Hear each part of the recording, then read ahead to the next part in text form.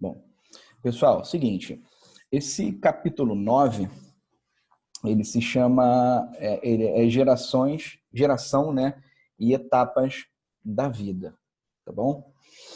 E ele está dentro do módulo Marcadores Sociais da Diferença, tá bom, pessoal? Só para a gente fazer uma conclusão aqui do módulo todo, quando a gente fala de marcadores sociais da diferença, pessoal, a gente está falando de como em grupo, ou seja, em sociedade, as pessoas se diferenciam entre si, tá bom? Como os indivíduos, os grupos se diferenciam entre si. Então, o primeiro que a gente trabalhou foi a questão do gênero, né? Como as pessoas, para além do sexo biológico, tá bom?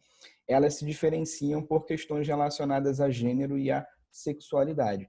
Essa é uma forma de se diferenciar, tá bom? Existem outras formas, tá bom? Por exemplo, questões religiosas, que fazem parte da identidade do indivíduo também, que diferenciam os grupos, né? Que praticam a religião A ou a religião B, né?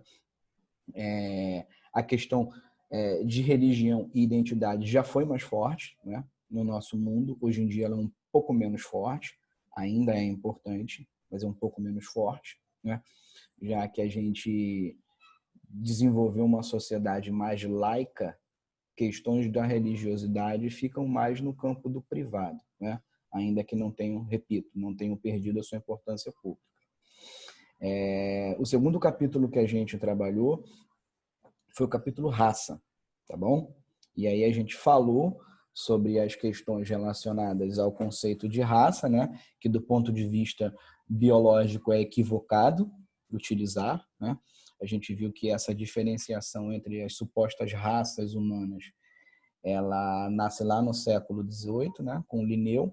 Ela não tem embasamento científico, né? Do ponto de vista biológico, genético. No século XX, a gente já derrubou isso, né? Então, do ponto de vista biológico, genético, né? A gente não pode dizer que existem diferentes raças humanas, ainda que, obviamente, nós tenhamos diferenças de fenótipo, né? Ou seja, características, olhos, cor da pele, cor do cabelo, as feições e assim por diante. Ainda que a gente tenha derrubado a questão do conceito de raça, que já esteja ultrapassado do ponto de vista biológico, ele ainda faz diferença do ponto de vista social. Então, por isso que a gente ainda pode falar sobre racismo. Não porque existam raças, mas porque existe a prática de discriminação, de diferenciação das pessoas baseadas na cor da pele, que se confunde com conceito, de raça. Então, por isso que é importante, quando a gente fala de ações discriminatórias em relação a negros, em relação a asiáticos, em relação a outros povos, isso é uma forma de racismo, tá bom? No Brasil, a gente viu que a nossa questão racial ela é uma questão muito mal resolvida, né? Porque ainda que sejamos uma sociedade racista, o nosso racismo ele não é parecido com o racismo dos Estados Unidos, por exemplo, né? A gente viu lá que, enquanto nos Estados Unidos o racismo está mais ligado a questões do preconceito de origem, que a gente viu, aquela tipologia, né? Tipo, preconceito de origem, ou seja, se você tem um antepassado negro, independentemente da tonalidade da sua pele, se mais branca, se mais negra, se para cima ou para baixo, você é considerado negro. E aqui no Brasil a gente tem um preconceito de marca, né? Relacionados a grupos específicos que nós brasileiros entendemos como inferiores. Então, seja pela fala, pelo tom da pele, pelo grupo social, pela escala social, né? Pela classe social. Então, essas questões no Brasil se confundem.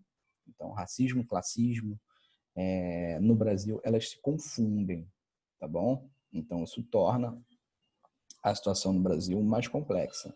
porque o Brasil é um país altamente miscigenado, se não o mais miscigenado do mundo, certamente um dos mais miscigenados do mundo.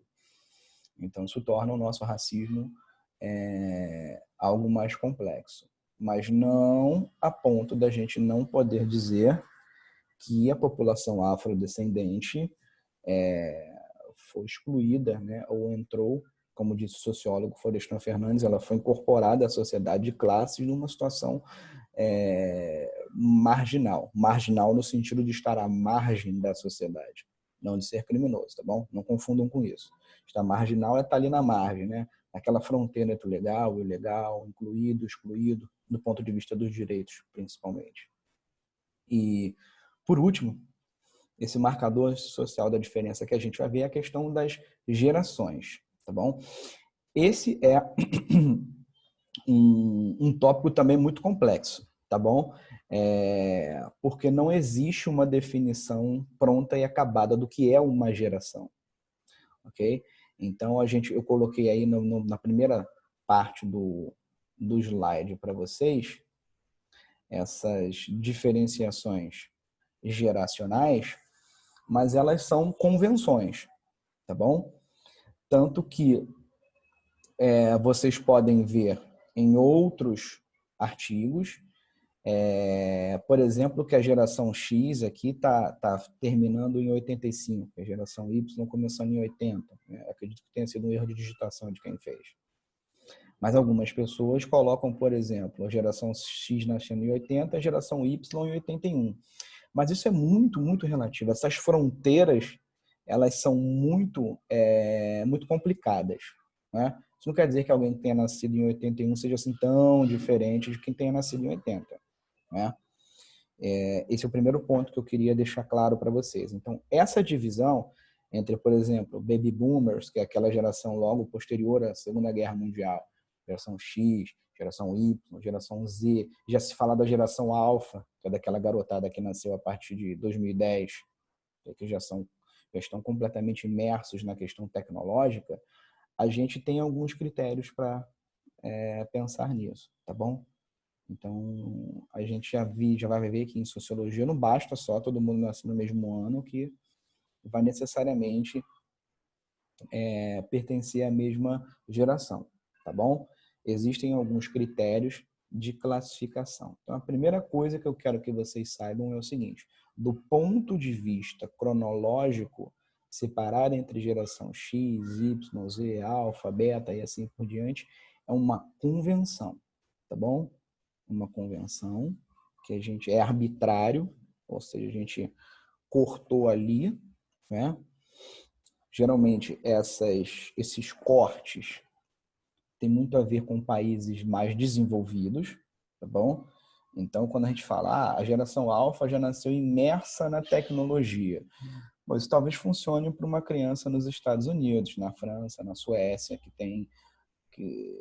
cuja classe média tem acesso à tecnologia de forma muito simples. Isso não é a mesma coisa para uma criança, por exemplo, que nasce em um país como o Sudão, por exemplo, na África, em que esses recursos tecnológicos são altamente escassos, né? E não é todo mundo que tem. Então, reparem que essa divisão, portanto, é uma divisão arbitrária, tá bom? Feita por convenção. Bom, dito isso, vamos lá. Deixa eu passar aqui para cima para ficar mais fácil. Bom, quando a gente fala sobre gerações, a primeira coisa que a gente tem que levar em consideração são as questões relacionadas às mudanças e às permanências dentro da sociedade. Então, mudanças e permanências está muito ligado a entendimento do mundo, a comportamento, a padrão cultural, a um conjunto de hábitos culturalmente produzidos, reproduzidos, né? E herdados por parte das gerações mais novas. Então, essa é a grande questão a primeira grande questão que norteia o estudo das gerações, tá bom? Para isso, é indispensável a gente ter em mente que quando eu falo que uma geração tem mais ou menos 20 anos, né, isso também é arbitrário, né? Isso também é uma convenção, que a gente combinou de dizer que uma geração tem mais ou menos 20 anos. Mas se a gente volta no primeiro quadro aqui, deixa eu voltar, a gente vê que, por exemplo, a geração Y, né, por essa divisão aqui, ela não tem 20 anos, teria 15. E a geração Z teria mais ou menos 15. Então, reparem, uma geração não quer dizer necessariamente, do ponto de vista biológico, o pessoal que vem atrás, biológico cronológico. Ah, não, a próxima geração depois da minha são os meus filhos. Não. Porque se eu tiver filho, por exemplo, aos 35 anos, e um amigo com a mesma idade tiver tido filho aos 20. Então, nossos filhos terão 15 anos de diferença. Então, não dá para dizer que eles dois pertencem à mesma geração. Tá bom?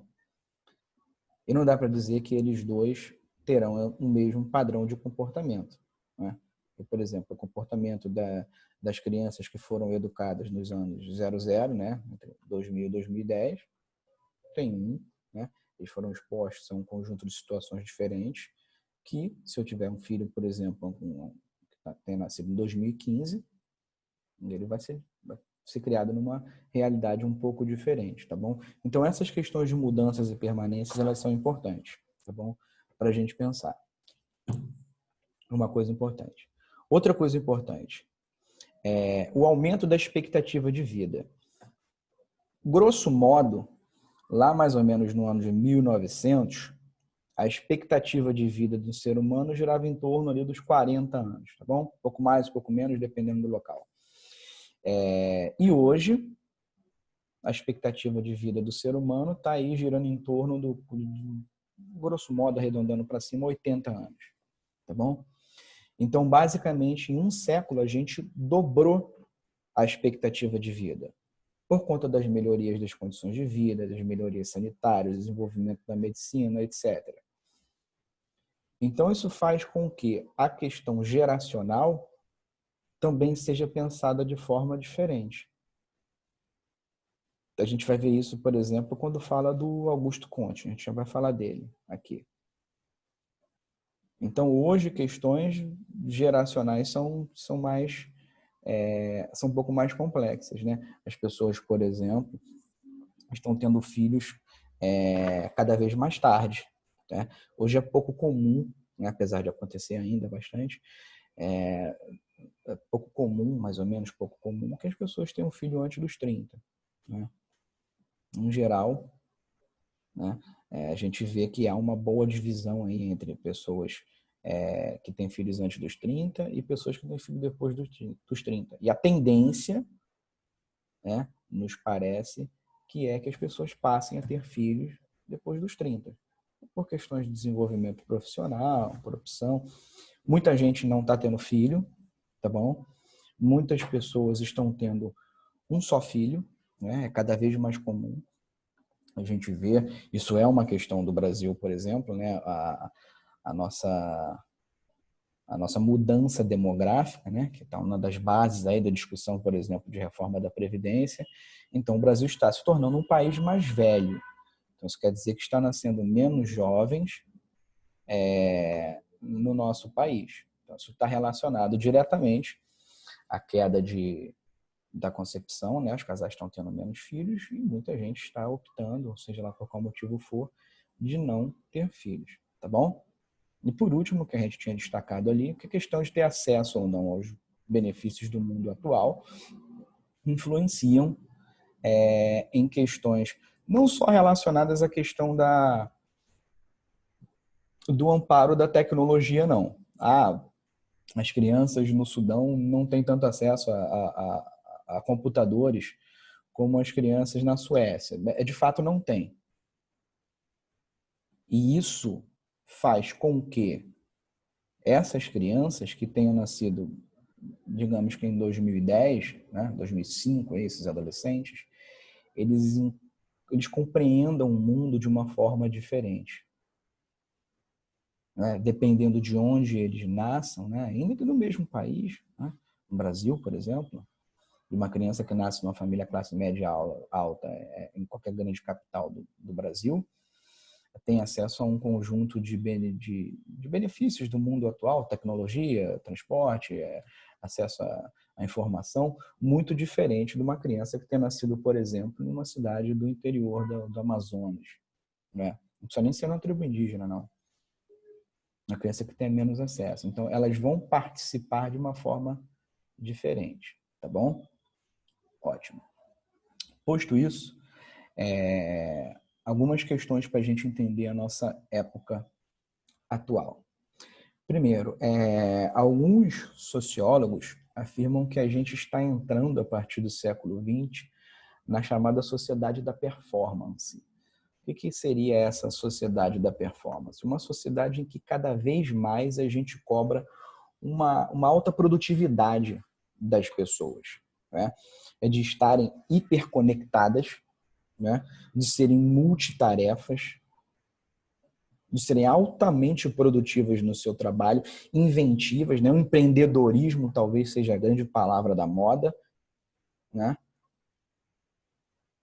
E junto com isso, a gente achar que esse estilo de vida altamente produtivo, hiperconectado, multitarefa, é um sinônimo de realização pessoal, ou seja, de felicidade, tá bom? E aqui não é um julgamento para dizer se esse tipo de sociedade está certo ou está errado, se isso é irrelevante para a nossa aula, mas é importante que a gente saiba que esse é um modelo de sociedade que está se impondo principalmente em sociedades de um capitalismo já mais avançado, né? Já mais consolidado. E aí também não é uma crítica a nenhum tipo de sistema econômico. Só que é um tipo de cobrança da sociedade que torna a gente, que acaba sendo um dos critérios, por exemplo, para classificar uma geração. Quem está menos ou quem está mais conectado. Então, geralmente, as gerações lá, baby boomers, a geração X, é o pessoal que tem menos familiaridade, digamos assim, com as questões tecnológicas. E a geração Y, a geração Z, já é uma geração que está mais conectada. A geração Z, por exemplo, já é uma geração que a gente pode dizer que são nativos digitais. Né? Quando eles já nascem, a internet aberta, né? A internet de acesso livre, ela já é uma realidade. Aqui no Brasil, mais ou menos a partir de 95, por aí. Então, quem foi ali criança, tinha 10 anos ali em 2005, já tem acesso à internet, né? Independentemente de ter acesso ou não dentro da sua própria casa, mas a internet já é uma realidade. Então, muitas crianças já nascem nessa realidade hiperconectada, né? A geração alfa de 2010, então, já nasce da geração, já é a geração de smartphone, né? A cultura mobile, que alguns falam, tá? Então, essa sociedade da performance, ela acaba criando expectativas sobre diferentes comportamentos, ok? Dentro de uma determinada geração. Eu só quero deixar esse parênteses aqui, que não está muito bem explicado no livro de vocês, mas para a gente entender as gerações mais para frente, quando a gente for falar delas nas próximas aulas, tá bom? Nós temos, em contrapartida, pelo aumento da expectativa de vida, também pelo... calma aí, deixa eu ver o bate-papo aqui. Tudo bem, Felipe? Sem problema, tranquilo. Então, a gente tem o que alguns psicólogos, né, chamam da chamada síndrome do Peter Pan, né, que é um indivíduo com comportamento infantilizado, né? Não só homem, como mulher também. Isso, a questão da aparência da pessoa mais velha querer parecer mais nova é uma das formas da manifestação. Não necessariamente. Então, tem pessoas que são mais velhas, entretanto, são mais joviais. Isso não faz com que elas sejam imaturas. A síndrome do Peter Pan não está ligada necessariamente àquela pessoa com 60, 70 anos que quer parecer um garotão ou garotinha. Não é só isso. Tá ligado a um indivíduo que tem aquelas características de uma criança, né? Do Peter Pan, do eterna criança, eterno pré-adolescente, digamos assim. Então, tá ligado à irresponsabilidade, à ausência de, de adaptação, que isso é uma característica que muita gente detecta em algumas gerações, da geração mais nova, né? É muito comum a gente ouvir falar, né, as vozes que falam assim, mas na sua idade eu já fazia A, B, C e D, não sei o quê, com 25 anos eu já tinha casa, 2 filhos e não sei o quê. E a maioria das pessoas hoje com 25 anos, né, se pudessem, nem teriam filhos, né? A maioria, não totalidade.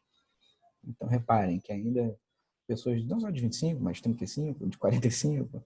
Então essa questão é uma questão importante, ao mesmo tempo em que a gente vê, né, dispersa nas nossas produções, nos nossos produtos culturais, na indústria cultural, o apelo da eterna juventude, né? Então, a gente, se hoje em dia, por exemplo, uma pessoa de 40, de 50 anos não é considerada velha, né? Está um pouco mais velha de 50 anos. Mas uma pessoa hoje de 40 anos não é considerada tão velha. Há 100 anos atrás já era praticamente um idoso. Ela já era um idoso. Então reparem que o nosso olhar sobre a juventude, ele muda. Então por isso que o estudo das gerações é um estudo um pouco mais complexo, tá bom? É difícil da gente delimitar essas fronteiras do ponto de vista cronológico exato, tá bom? Posto isso, o primeiro sujeito a pensar, né, sobre a questão geracional foi um dos fundadores da sociologia, né, o Auguste Comte, tá bom? E aqui eu coloquei do lado do nome dele a data de nascimento e a data de morte para a gente ver, né, em que estado a sociologia está nesse momento histórico. Então, o Auguste Comte, né, ele foi o primeiro sujeito a dizer que era possível estudar a sociedade, né, com o mesmo rigor que se estuda a natureza, né? Ele é pai do positivismo, criador do positivismo. Então, ele afirma que é possível identificar leis naturais que governam, que comandam o comportamento das sociedades, tá bom? Como nesse momento ainda não há sociologia, o Augusto Comte ele toma emprestado muitos conceitos da biologia para tentar entender o mundo social. Aí não é à toa que a gente aponta que ele é um organicista, porque ele compreende o mundo, compreende a sociedade como um grande organismo vivo, né? O corpo social. O corpo social estabeleça um paralelo com o corpo de vocês. Então, tudo no corpo de vocês tem uma função específica, mas também cumpre uma função diante do todo. Então, por exemplo, os nossos olhos têm uma função específica, né? Olhar, enxergar as coisas. Mas, para além disso, enxergar também tem uma importância em todo o conjunto do corpo. Não é só importante para você ver as coisas, tem uma função específica e tem uma função de conjunto. Então, é isso que o Augusto Comte pede para a gente observar quando está falando de sociedade. E aí, por que eu voltei nesse ponto específico? Porque o Augusto Comte ele vai dizer que uma geração dura 30 anos, tá bom?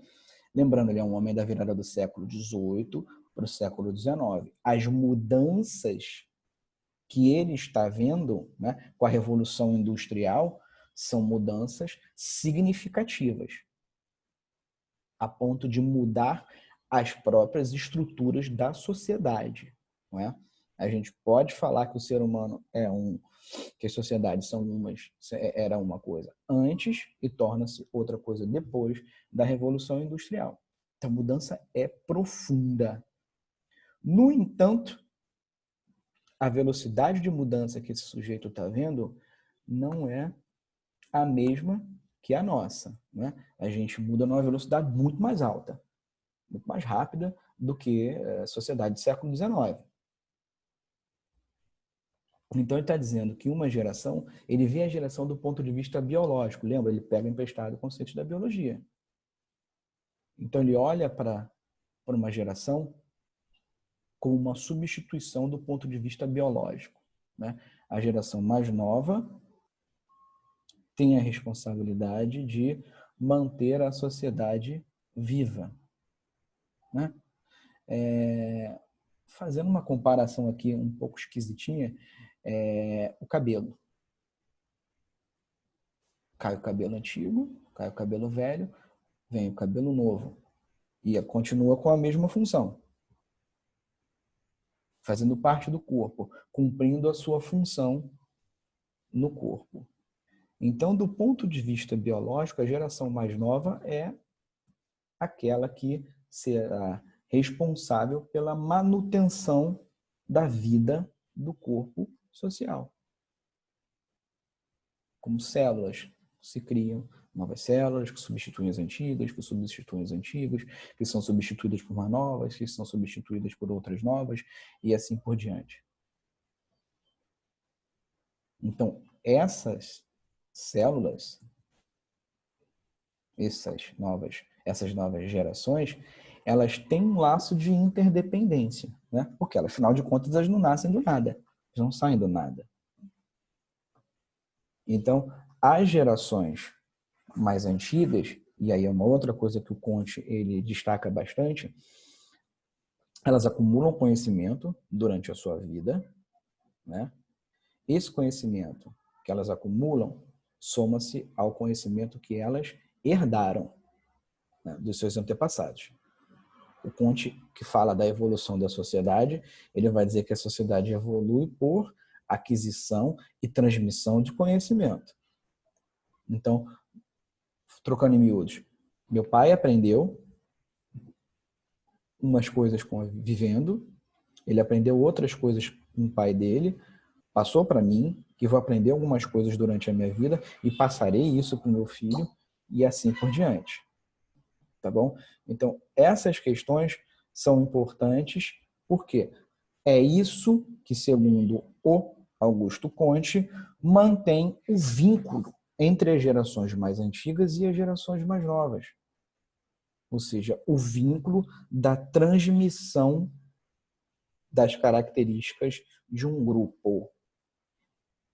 E aí, se do ponto de vista biológico a transmissão das características tem a ver com a questão, por exemplo, do DNA, das características físicas, blá, blá, blá, do ponto de vista social, a transmissão das características é a cultura.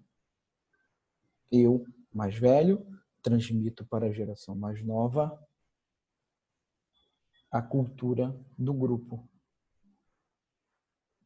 E pelo fato, e aí é a simbiose que ele vai falar, né?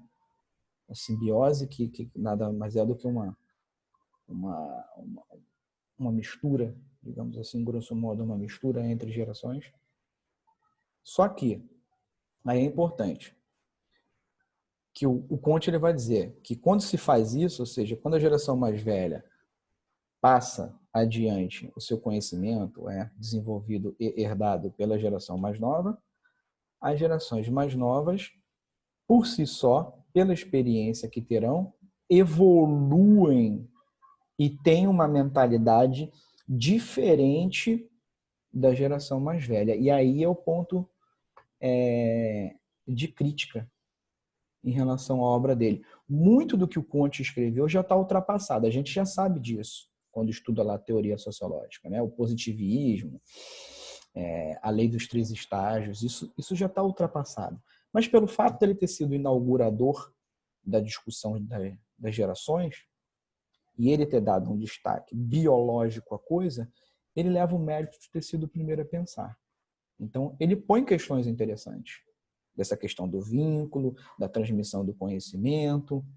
Só que um ponto que se considera fraco, né, e polêmico e complicado da teoria dele é dizer que uma geração, né, a geração mais nova, terá uma mentalidade diferente da geração mais velha. Esse é o ponto mais delicado e mais discutível da teoria dele.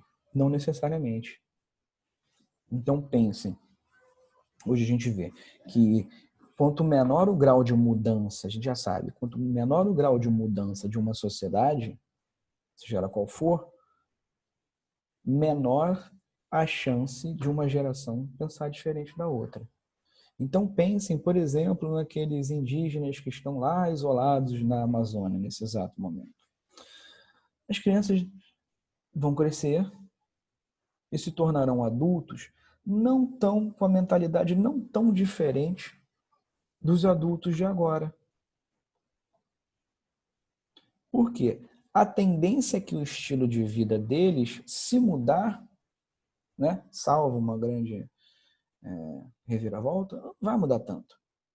Porque se hoje eles ainda estão isolados lá no meio da floresta, eu ouso dizer que hoje, em 2020, eles não se comportam tão diferentemente assim dos seus antepassados de 1920 ou de 1820. Uma coisa ou outra, e olhe lá.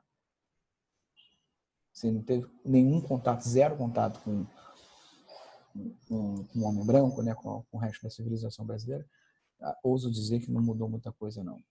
Então, olha só, se não mudou muita coisa, a mentalidade da geração mais nova também não tem mudado tanto. Então, esse é o ponto mais delicado da teoria do Augusto Conte, tá bom?